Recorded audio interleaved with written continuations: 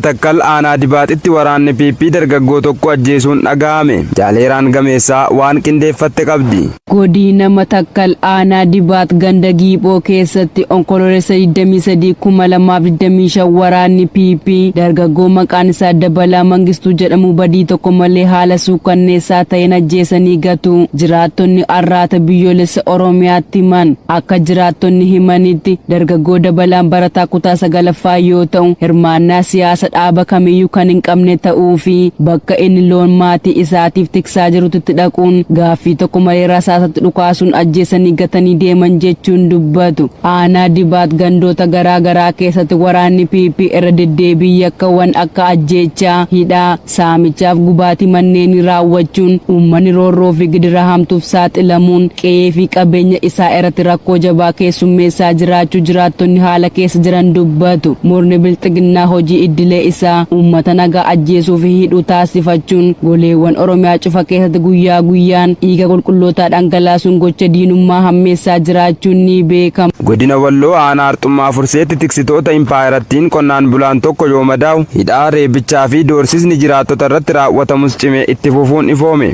Dabalata isaaf Jaaljiksaa Sirnaa. Godina Walloo aanaa Arxummaa Furseetti namni maqaan isaa Muhammad Umar Muhammad jedhamu nama dhuunfaa maqaan isaa Indiriis Huseen Booree jedhamu waliin wallolee onkoloolessa 22 bara 2025 gara galgalaa hidhattoonni maafiyaa PP raayyaa ittisa impaayaratti poolisootaa fi milishoota jedhaman waliin ta'uun nama dhuunfaa kana ajjeesuuf konkolaataa afuriin gara ganda Ashawaa Luxeetti bu'anii ganda Boorroo jedhamu deemuun mana nama kanaatti marsanii bulan. Guyyaa itti aanu onkoloolessa 23 ganama barii barraaqaan osoo namoonni riba irraa hin ka'in ganda Boorroo mana qonnaan bulaa Indiriis jedhamu kanaa irratti osoo daa'imnii fi haadholiin manicha keessa jiranii dhukaasa itti banuun Indiriis kana rasaasaan hoggaa madeessan. Maatiin isaa kaafachuun hospitaala magaalaa Kamisee wayita geessan Kamiseen hin danda'u jechuun dasseetti yeroo dabarsitu poolisoonni PP waliin dassee deemanii yakkamaadha ittiin jechuun iddoo inni du'aa fi jireenya gidduu jirutti qawween irra dhaabbatanii yaala fayyaa akka hin arganneef eegaa jiraachuun eerameera. Gareen hattootaa ergamtoonni bilxiginnaa garaa isaanii furdifachuu fi giiphii isaanii guuttachuuf jecha qarshiin bitamanii namoota nagaa lubbuu obbaasaa fi dhiiga lolaasaa oolan kun guyyuma kana gandichumatti jiraattota danuu doorsisaa kan turan ta'uu fi firoottan Indiriis kana kan ta'anis dargaggoota sadii kanneen maqaan isaanii Kaalid Muhammad Muusee, Huseen Ahmad Huseenii fi nama biraa tokko qawwee isaanii irraa fudhachuun harka dudduubatti hidhanii uleedhaan tumanii laaffisuun konkolaataa keessa buusanii magaalaa aanichaa Caffaa Roobititti hidhuu fi dargaggoonni kunneenis reebicha qaama laalessuu irratti raawwatameen du'aa fi jireenya gidduu jiraachuu odeessi ONN dhaqqabe ni addeessa. Godina Arsii Lixaa aanaalee garaa keessatti murni biltsiginnaa gosa kaffaltii hedduu tarreessanii hawaasa saamaa jiraachuun dhaga'ame. Guutuun gabaasichaa akka itti aanutti isiniif dhiyaata. Godina Arsii Lixaa aanaa Qoree gandoota akka Shiree Arraagessaa, Shiree Kombolchaa, Shiree Boolee, Salmaan Shifaa, Leencaa Anshaa, Doodaa Dayyuu, Baadaa gosa qoomaa, waajji ibsannaa fi gandoota hedduu dabalatee onkoloolessa 18 2025 irraa eegaluun maqaa kaffaltii gosa garaa kanneen akka baankii siinqee, uffata milishaa, miseensa baankichaa ta'uu, raayyaa ittisa impaayarattii fi nyaata barattootaatiif jedhu da'oo godhachuun hanga gabaasni kun qindaa'etti tokko tokkoon hawaasaatti dirqama gadi buusanii saamaa jiraachuu jiraattonni arraata biyyoolessa Oromiyaaf addeessanii jiru.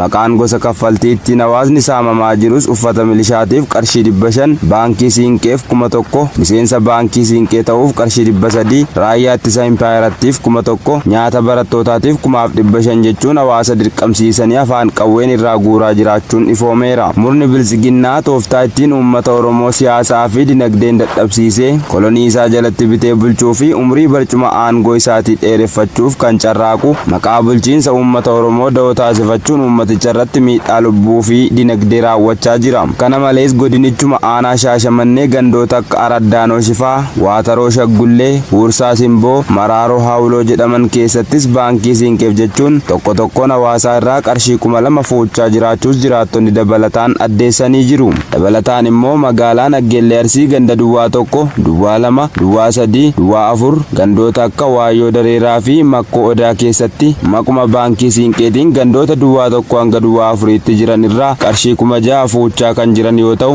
gandoota lama hafe irraas qarshii 2,000 hanga 4,000tti hawaasa dirqisiisanii saamaa jiraachuu jiraattonni gandoota kanneenii ifoomsanii jiru.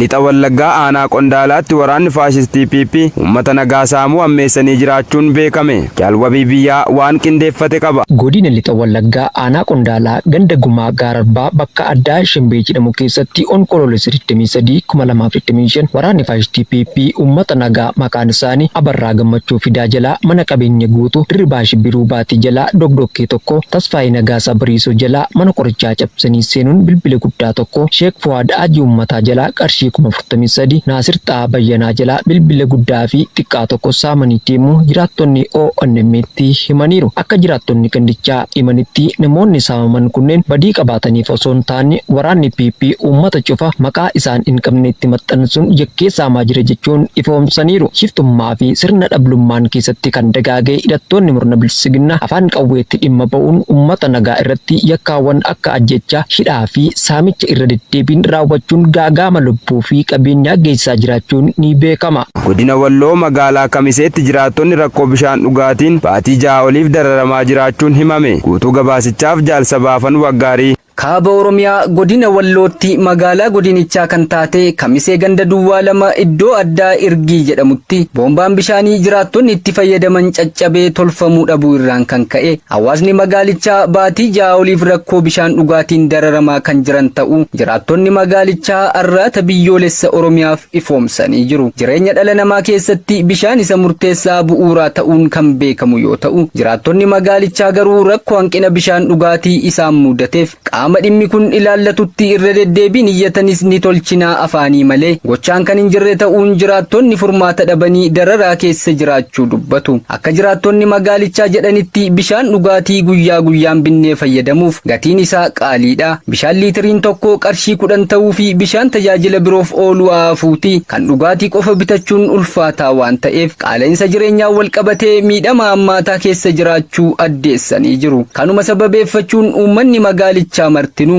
rakkoo bishaan qulqulluu mudateef jecha bishaan wabii fi lubbuu dhala namaa waan ta'eef waan godhan dhabanii bishaan faalamaa dhugaa jiraachuu fi dhukkuboota gama faalama bishaaniin dhufaniif saaxilamaa jiraachuus eeranii jiru. Magaalichatti rakkoon kun yeroo hedduuf deddeebiidhaan qaama ilaallatutti komiin dhiyaachaa turus gama bilisiginnaan furmaata kan hin arganne ta'uu fi yoo xiqqaate baatiilee 6 oliif rakkoon kun itti fufuun jiraattota abdii kutachiisaa jira. Namni lubbuun jiraachuuf bishaan malee akka hin dandeenyee fi bishaan xuraawwaan farra fayyaa dhala namaa ta'uu utuu beekanii akka waan rakkoo kana hin arginee fi nageenyetti callisanii ilaalaa jiraachuu fi osoo uummanni rakkoo keessa jiru rakkinicha haguuganii dhoksuuf yaaluu irra darbanii maqaa koriidarii misooma magaalaa jedhuun iddoowwan cirracha gurraachaa cululuqaa fi babbareedaa ta'e qofatti suuraa sobaa kaanii maxxansaa oolu. Godina Arsii Bahaa aanaa Martii keessatti hawaasa mana hidhaatti guuranii dararaa jiraachuu jiraattonni ifoomsan. Jaalamansiis Kaayyoo dabalata qaba. Godina Arsii Bahaa aanaa Martii ganda Moolame Arjoo iddoo addaa Arjoo jedhamu keessatti onkoloolessa 23 2025 maqaa hariiroo waraana bilisummaa Oromoo waliin qabdu jedhuun uummata jumulaan hidhaatti guuruu reebuu qabeenya saamuu fi qeerraa buqqisaa jiraachuu jiraattonni arraata biyyoolessa Oromiyaatti himaniiru. Namoota hedduu yakka sobaa hidhata waraana bilisummaa Oromoo qabdu ittiin jedhuun murtii seeraa tokko malee waajjira gandichaatti hidhanii dararaa jiraachuun ibsameera. Namoota kanneen keessaa muraasni maqaa nu dhaqqabe Nuurii Hajii Aliyyii, Gandoo Nuurii, Muusaa Hajii, Haaruun Jaamboo, Abdurraaf Qaasim, Hawwaa Hajii, Wuddee Kamaaloo, Abdul Nazir Jamal, Hawwaa Amaanoo fi Shittoo Hasan kanneen jedhaman ta'u odeessi gandichaarraa ONM qaqqabeenyi addeessa. Kana malees onkoloolessa 18 2025 jiraattota hedduu gandichuma irraa qaqqabsuun gara aanaa Martii magaalaa Abboomsaa mooraa waraanaatti dabarsanii dararaa jiraachuun ifoomeera. Namoota kanneen keessaa muraasni maqaa arganne Sheek Muhammad Qaasim, Wanduu Mustafaa, Taajuu Sultaan, Faatuma Haji Kadir, Qananiisaa Baariin, Tuujii Xaayibuu fi Abdiisaa Suudii kanneen jedhamanidha. Haalli waliigalaa yeroo ammaa aanicha keessatti mul'atu rakkoowwan namummaa bifa garaagaraan hidhattoonni faashistii uummata nagaa irratti geggeessaa jiraniin hawaasichi saamicha hanga buqqaatii akkasumas hidhaa fi reebicha hanga ajjechaatti cunqurfamaa kan jiran yoo ta'u gochiiwwan seera malee fi safuu hawaasichaa cabsanis raawwatamaa jiraachuu irraa kan ka'e uummanni bubbaa fi gala dhorkamanii yaaddoo ulfaataa keessa kan jiran ta'uun barameera. Kibba Lixa Shaggar aanaa sadeen sooddootti loltoonni PP uummata nagaa hidhuu fi qabeenya barbadeessuu jabeessanii itti fufan. Gabaasa dabalataaf Jaalkennaa Sabaa. Godina Kibba Lixa Shaggar aanaa sadeen sooddoo ganda algaa wasarbii iddoo addaa Gabreela algaa jedhamutti ergamtoonni biltsiginnaa warri naamusaa fi sansaakaa hin qabne uummata nagaa hidhuu fi qabeenya isaanii jalaa barbadeessaa jiraachuu jiraattonni gandichaa arraata biyyoolessa Oromiyaatti himan. Murni PP kan dhala namaaf naatoo tokkollee hin qabne haadholii deessuu maqaan isaanii aadde Baqqaluu Leenjisaa jedhamtu kan erga deessee torban tokko akkasumas aadde Simee Magarsaa kan erga deessee torban lama kan taate badii tokko osoo hin qabaatin qabanii hidhuun sababa oromummaa isaanii qofaaf dararaa haadholii fi daa'imman irraan ga'aa akka jiran jiraattonni gandichaa dubbisne ONM'if ifoomsaniiru. Itti dabaluudhaanis qonnaan bultoota hojii isaanii malee waa'ee siyaasaa quba hin qabne kanneen ammatti maqaa isaanii arganne Nuuree Urgeessaa, Misgaanuu Leenjisaa, Obbo Hirkoo Caraanaa, Baxxuuraa Lammaa, Shuumii Alamuu kanneen jedhaman waraana faashist sirna Abiyyiin badii tokko malee mana hidhaa gandichaatti darbatamanii dararamaa akka jiran maddeen naannoo sanii qabatamaa ta'an addeessaniiru. Kana malees namoota nagaa kanneen erga hidhanii booda qe'ee Obbo Shuumii Alamuu ergamtoonni badiif bobba'an kun duwwaa taasisuun namni horii moonatti galchuu dhibuun loon afur bineensi jalaa nyaachuu jiraattonni naannichaa itti dabaluun gabaasaniiru. Jilli Chaayinaa fi Ameerikaa Kuala Lumpuritti marii daldalaa jalqabuu miidiyaaleen mootummaa Chaayinaa ibsan. Jaalirbuu dhugaa waan qindeeffatte qabdi. Chaayinaa fi Ameerikaan marii daldalaa isaanii isa dhuma sanbata har'aa Maaleeshiyaatti jalqaban jechuun miidiyaaleen mootummaa Beejiing gabaasan. Walgahii hooggantoota isaanii lamaan Kooriyaa Kibbaatti dhiyeenyaan hordofamuu dura ministeerri daldalaa Beejiing ganama har'aa itti aanaan muummicha ministeeraa Heeliifiing jila gara Maaleeshiyaatti adeemsifamu hanga isniinaatti Ameerikaa waliin mari'achuuf akka geggeessan ibseera. Diinagdeen addunyaa gurguddoonni lamaan waraana taarifaa haaloo walba'an miidhaa geessisu daran akka hin hammeessine kan barbaadan yoo ta'u, pirezidaantiin Ameerikaa Doonaald Tiraamp kamisa dhufu gita isaanii Chaayinaa Shiin Jiinpiing Kooriyaa Kibbaatti ni argatu jedhamee eegama. Pirezidaantiin Ameerikaa kana dura walgahii kana haquuf doorsisanillee Chaayinaa waliin waliigaltee gaarii mallateessuun waraana daldalaa xumuruuf abdii akka qaban ifa godhaniiru. Dhaabbanni oduu Shiinwaa har'a ganama marii daldalaa Maaleeshiyaa Kuala Lumpur keessatti jalqabuu isaa kan beeksise yoo ta'u, jilli Chaayinaa fi Ameerikaa wal ga'aniiru jechuun gabaaseera. Beejiing ji'a kana keessa industirii lafa haarawaa murteessaa ta'e irratti to'annoo bal'aa gochuu ishee kan beeksiste yoo ta'u, Tiraamp haaloo ba'uuf meeshaalee Chaayinaa irraa galfamu irratti taarifa 100% akka kaffalan doorsisaniiru. Biyyoonni lamaan dooniiwwan walii isaanii irraa kaffaltii dhufaatii kaffaluus kan jalqaban yoo ta'u, kunis qorannoo Ameerikaa kutaa 301 kan Beejiing industiricha keessatti olaantummaa qabaachuun ishee sababa qabeessa akka hin taane argate irraa kan ka'edha jechuun AFP'n gabaase. Obboon zoonii kibbaa aanaa Areeroo keessatti waraana faashistii PP haleeluu beeksise. Irreefi gaachani uummata Oromoo obboon zoonii kibbaa Oromiyaa godina Booranaa aanaa Areeroo gandi dhidhiilee keessatti onkoloolessa 24 tarkaanfii ilaalessaa tiksitoota barcuma Abiy Ahmed irratti fudhateen injifannoo boonsaa galmeessee jira. Lola kanaanis leellistootaa fi tiksitoota impaarattii utubuuf olii fi gadi joortu hedduu du'aa fi madoon adabee jira. Gama meeshaatiin qawwee eekamii tokko rasaasa hedduu waliin irraa hiikuun galii dantaa qabsoo bilisummaa Oromootiif oolchee jira.